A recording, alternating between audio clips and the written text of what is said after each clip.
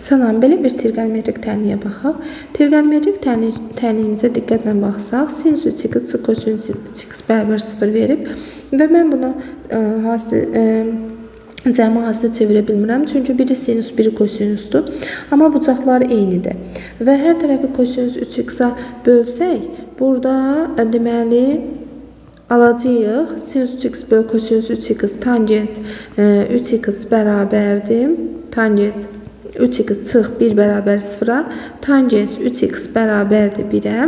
3x bərabərdir. Tangens bilirik də. Tangens üstə gəlinsin pi k idi. Tənliyimizin həlli. Tangens 1 alacaq pi böl 4 üstə gəlinsin pi k-da. 3-ə bölsə x bərabərdir. Pi böl 12 üstə gəl pi k bölünsün 3 şəklində alarıq. İndi bizə nə deyir? 0 pi parçasındakı köklərinin sayını istəyir bizdən. Birinci k-ya 0 versək, alarıq x bərabərdir pi bölünsün 12 və 0 pi-yə düşür, 15 dərəcə eləyir. K-ya 1 versək, pi bölünsün 12 üstə gəlinsin, deməli pi bölünsün 3 alarıq. Yəni 15 üstə gəlinsin 60, 75 dərəcə. Bu da düşür. Deməli kökümüzün biri pi böl 12, biri pi böl 12 üstə gəl pi böl 3.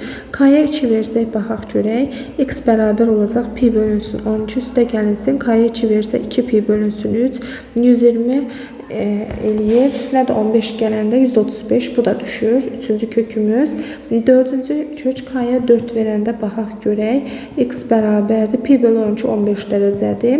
4 pi böl 3-də deməli pi üstə gəlinsin pi böl 3-dür. 4 pi böl 3 yəni 180 üstə gəl 60 240 dərəcə olur. Yəni 240 üstə 15 gəndə 255, 180-i açır. Ona görə də k bərabər 4 olanda alınmır. Deməli köklərimizin sayı olacaq 3 dənə.